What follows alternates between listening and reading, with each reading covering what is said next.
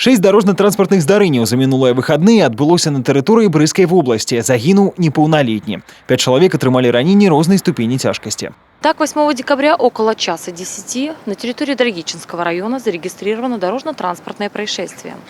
По предварительной информации, 21-летний житель города Белоозерск Березовского района, управляя автомобилем марки BMW, двигаясь по автодороге агрогородок Хомск, деревне Завершье, на 2-м километре совершил наезд на движущегося в попутном направлении по краю проезжей части 17-летнего жителя агрогородка Хомск.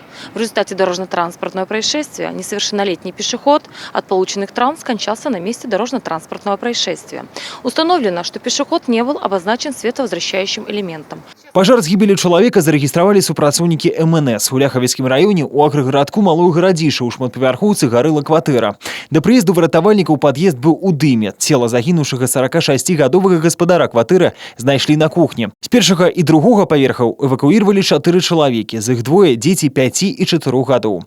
9 злачынстваў за мінулыя выхадныя зафіксавана па лініі ўпраўлення ўнутраных спраў. 6 выкрыта, што называецца, па гарачых слядах. В милицию обратилась 78-летняя жительница Малорицкого района, которая сообщила, что у нее похищенный газовый баллон и 2 колеса от трактора и от грузового автомобиля.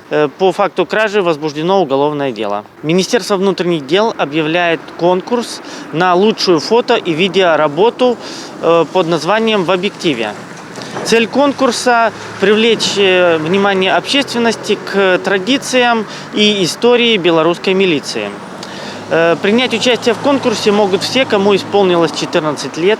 Подробнее об условиях конкурса можно узнать на нашем официальном сайте в сети интернет и социальных сетях.